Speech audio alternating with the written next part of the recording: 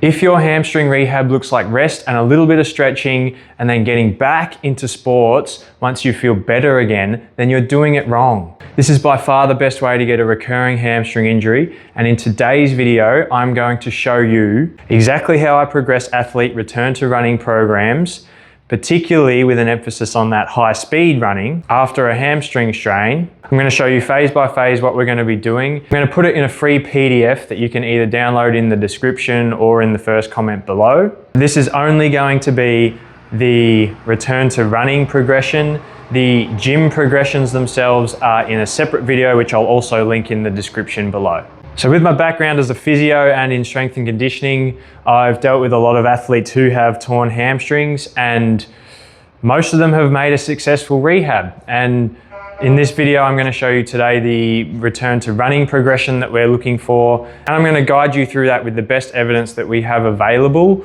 on returning to running and sport, particularly at a high level, with minimizing the risk of re-injury along the way.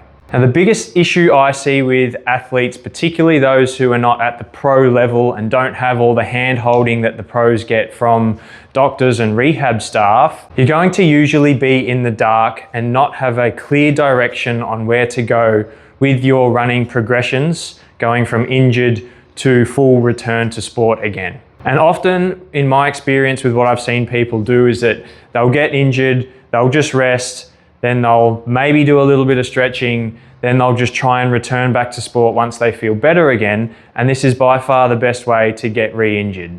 And usually it's not through laziness or lack of will, it's just purely because you don't know what to do. The thing is, for you to have a successful rehab, you need to have your hamstring rehab running progressions laid out properly so that you can expose yourself to high speed running again before you actually return to sport. Because the thing is, when you're in training, you're in control of how fast you're running, how far you're running, but when you're on the field or in a race, you don't necessarily have control over those things because you're reacting to a stimulus. You just can't control every single variable. So we need to get back to high levels of speed in a controlled environment before we unleash that in the uncontrolled competitive environment.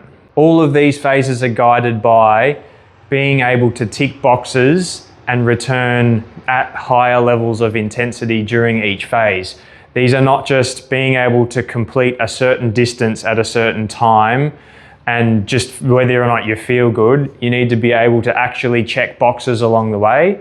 It's not just, oh, I've run for 2 weeks, so now I can start doing this, or I've done this for a session, or I've done this for a few days. It is, can you hit this benchmark and successfully say you've ticked it off, and then be able to move on to the next stage. Okay, so we're going to get into the progressions now, starting with phase 1. So what you're going to be doing here is starting it when you can walk normally without pain, and you need to have passed phase 1 of our gym rehab criteria. So you can see the video in the link below for that, and that will show you what I'm talking about there. But make sure you've checked that off before you start this phase of return to running. Here we are going to be at about 40 to 50% of our max sprint speed, and we want no pain throughout any of these efforts, okay? This is going to be your very first exposure to running again since injury. So we want to be pretty slow and pretty controlled and make sure that we're literally just ticking boxes here. Our efforts are going to be interval based, but again, at a slow intensity. They're not going to be high intensity intervals. We're going to tick these off first, and then we're going to move into that continuous running phase. So a really good place to start here would be a 30-second jog followed by a 30-second walk, and repeating that for around 10 minutes of work. That's literally just your baseline. And then over 3 to 4 sessions, we're going to progress this up to about a 2-minute jog followed by a 1-minute walk, and we're going to hit that for about 6 to 8 repeats. The effort here should be easy, roughly a 3 or 4 out of 10. We're not pushing beyond that just yet. And even if you feel fine, you should still start here. It doesn't mean you just get out and start running even more because you feel good.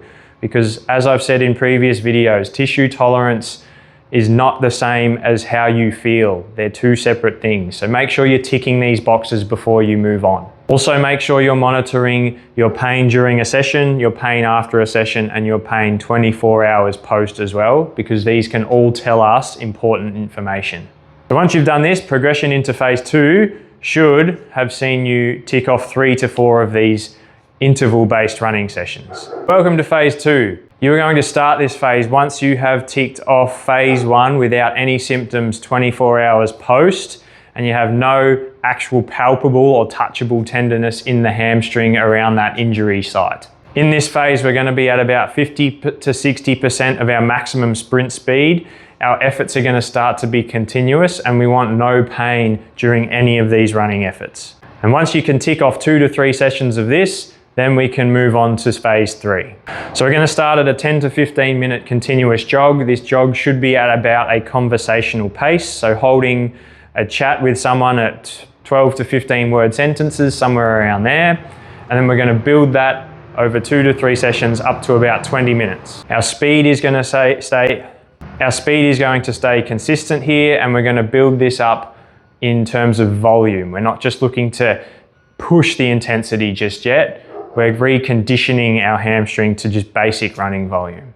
We want 2 to 3 symptom-free sessions here, and then we're going to move on.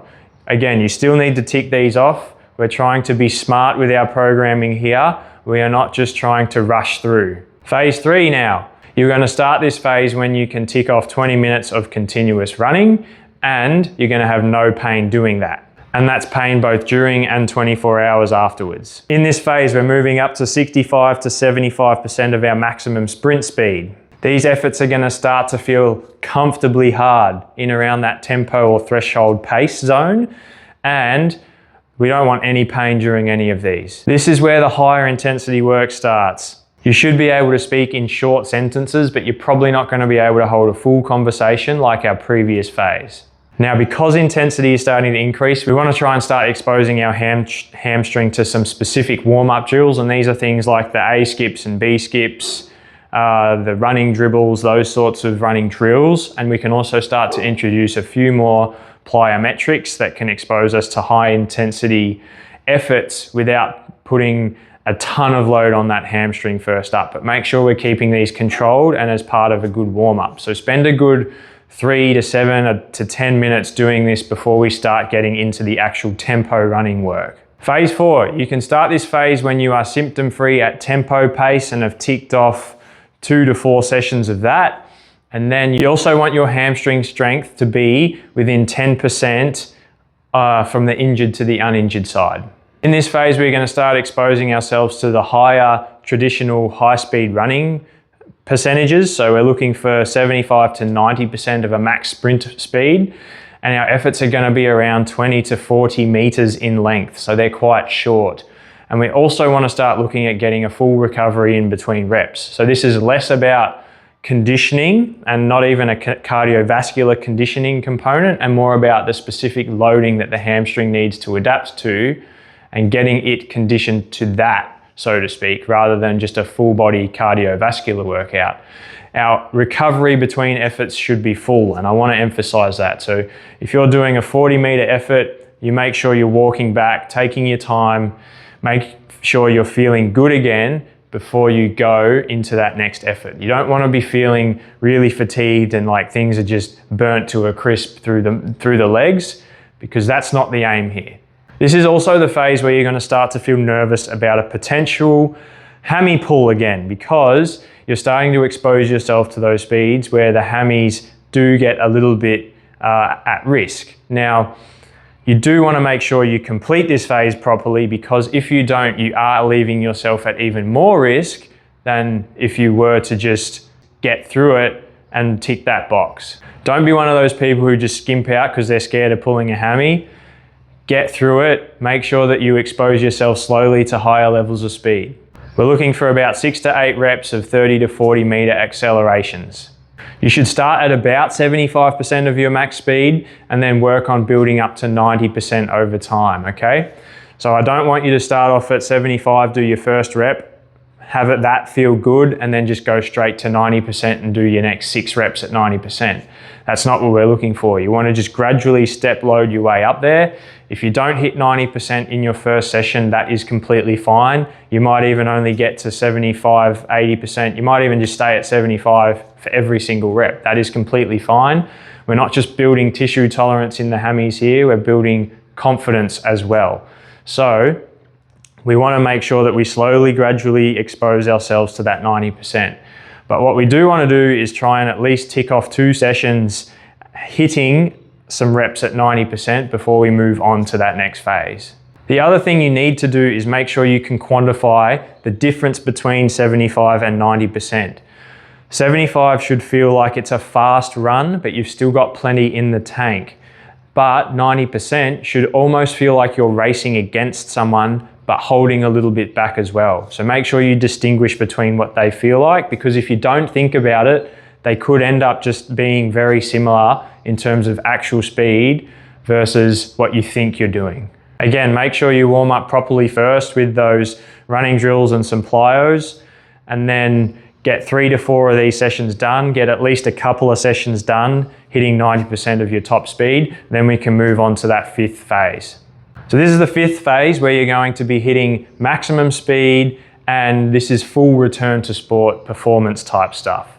We are starting this when we are confident in our movement, and in that previous phase, like I said before, we've been able to hit 2 to 3 sessions at about 90% effort. For this phase, we are going to be hitting 30 to 40 meter efforts, 90 to 100% maximum speed.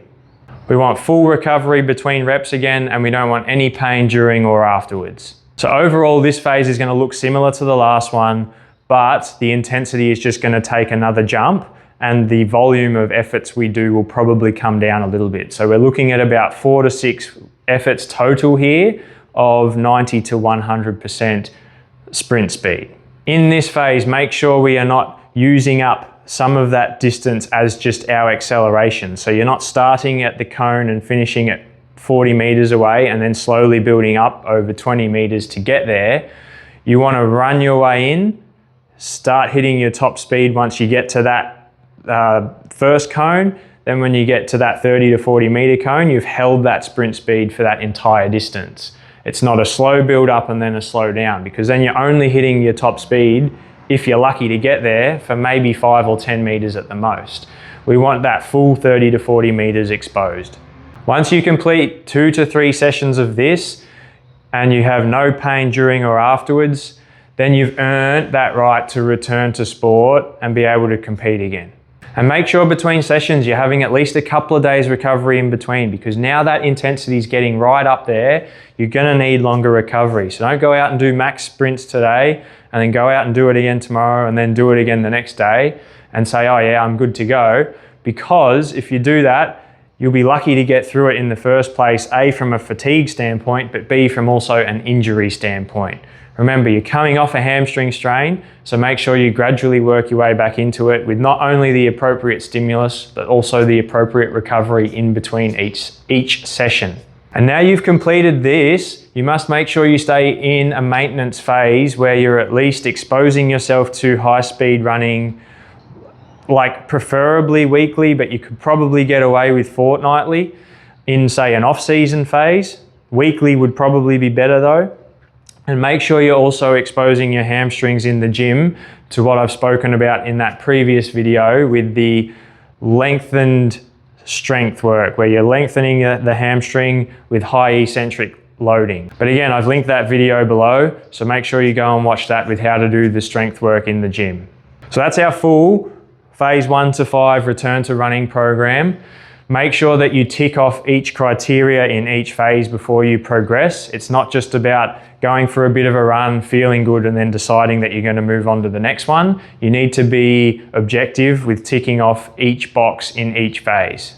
Now, as I said before, the gym rehab video is linked in the description below. You could also click on it here. I've also put the other video up here on full hamstring rehab and how to not get a hamstring injury in the first place. But I've also got a guide on all of these return to running progressions linked in the description or the comment below, somewhere in there. So you can download that totally for free.